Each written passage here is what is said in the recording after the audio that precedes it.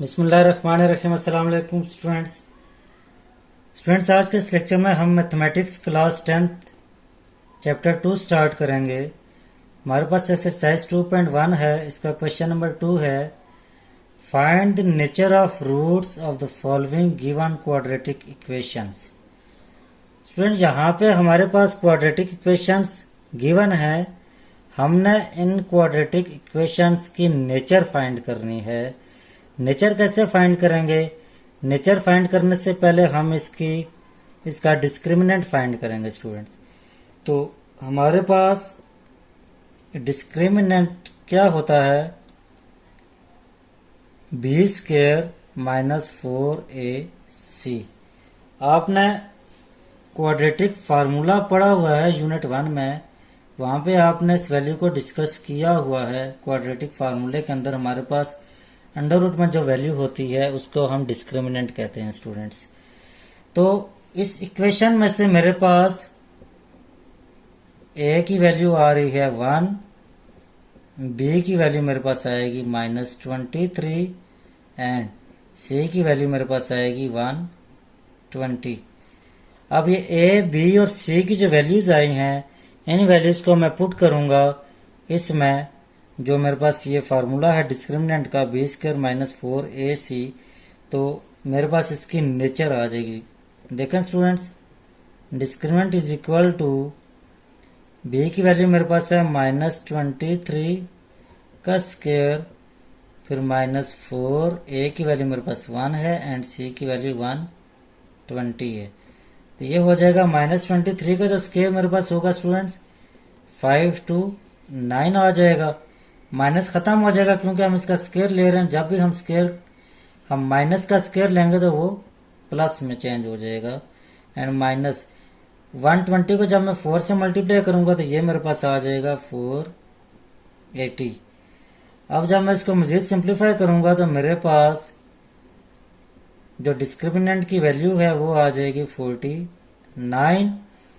अब देखिए जो 49 है ये मेरे पास, इसको मैं लिख सकता हूँ ना 7 का स्क्वायर।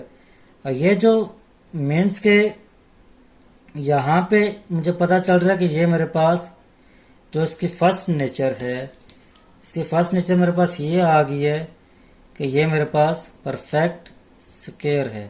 परफेक्ट स्क्वायर है क्योंकि देखें मेरे पास जो 49 है इसको मैं लिख सकता हूँ 7 का स्क्वायर, ये 49 के इक्वल ही आ जाएगा।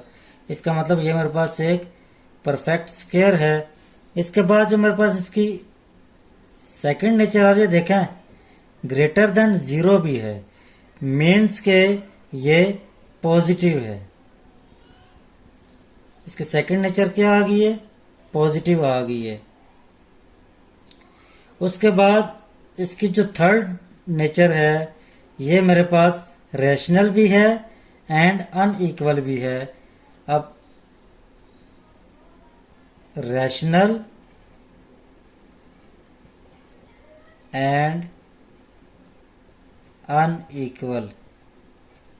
और स्टूडेंट्स ये आपको कैसे पता चला कि ये रैशनल भी है एंड अनइक्वल भी है? ये फाइंड करने के लिए देखें आप इस इक्वेशन को, ये हमारे पास क्वाड्रेटिक इक्वेशन है।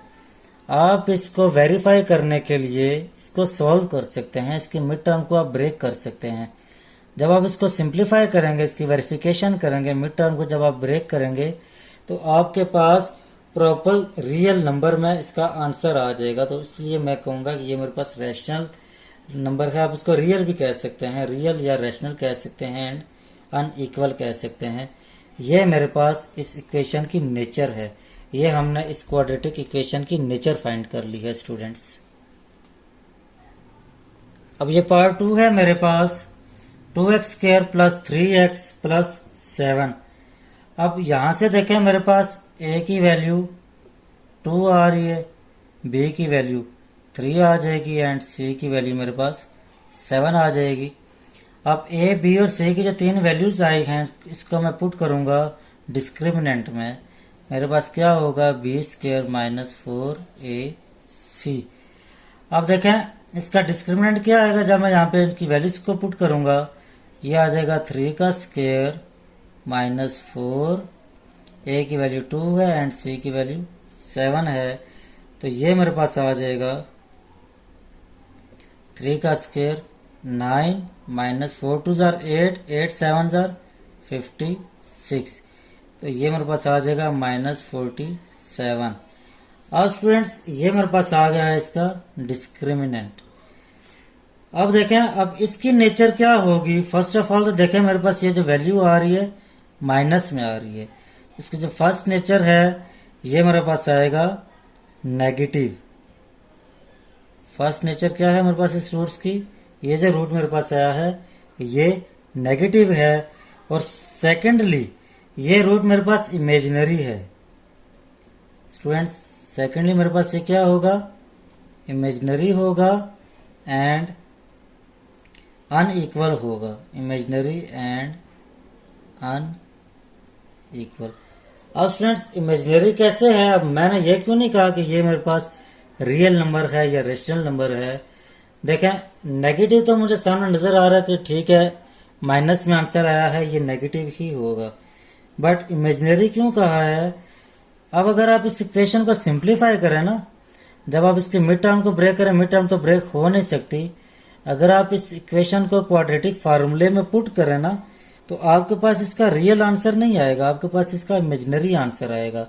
इसलिए आप इसकी वैसे भी आप वेरिफिकेशन कर सकते हैं इसकी क्वाड्रेटिक फार्मूले में इस वैल्यूज को पुट करके बी और सी को, तो आपको वहां से भी समझ आ जाएगी। और अदरवाइज ऐसे भी अगर आप इसको देखें तो ये मेरे पास अब परफेक्ट स्क्वायर भी नहीं है, क्योंकि -47 है, तो 47 का परफेक्ट स्क्वायर नहीं होता। तो इसको भी देखते हुए मैं ये कह सकता हूँ कि ये मेरे पास इमेजिनरी नंबर है। ठीक हो गया स्टूडेंट्स, ये मेरे पास इमेजिनरी पार्ट होगा इसका, ये इसकी नेचर है। स्टूडेंट्स पार्ट 3 है मेरे पास, इसको भी हम सेम ऐसे ही सॉल्व करेंगे। a is equal to 16, b is equal to -24, c is equal to 9। अब इन तमाम वैल्यूज को a b c को मैं पुट कर देता हूँ डिस्क्रिमिनेंट के फार्मूले में, b स्क्वायर -4 ac, तो ये मेरे पास आ जाएगा -24 का होल स्क्वायर -4, a की वैल्यू मेरे पास 16 है, c की वैल्यू मेरे पास 9 है। तो 24 का स्क्वायर मेरे पास स्टूडेंट्स आ जाएगा 576 एंड माइनस, जब मैं इन तीनों को मल्टीप्लाई करूंगा तो मेरे पास इसका भी आंसर 576 आ जाएगा। मीन्स के मेरे पास यहाँ पे डिस्क्रिमिनेंट की वैल्यू आ गई है 0। अब स्टूडेंट्स इसकी नेचर में क्या बताऊंगा, देखें फर्स्ट है कि ये जो रूट है मेरे पास ये रियल है एंड इक्वल है, रियल एंड इक्वल है। कैसे पता चला, रियल तो होगा क्योंकि अगर मेरे पास अंडर रूट की वैल्यू 0 आ रही है, मीन्स के इसका आंसर इमेजिनरी में नहीं आएगा। और सेकेंडली ये मेरे पास इक्वल है, इक्वल इसलिए है इसका आंसर 0 आ रहा है, इसका डिस्क्रिमिनेंट मेरे पास 0 आ गया है, इसकी वजह से मैं इसे कहूँगा ये इक्वल है।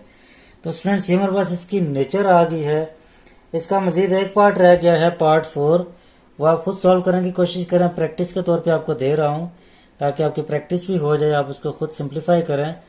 और ऐसे ही आपने उसकी नेचर बतानी है, क्या ये रियल है, इक्वल है, अनइक्वल है, इमेजिनरी है, रैशनल है, नेगेटिव है, पॉजिटिव है या क्या है।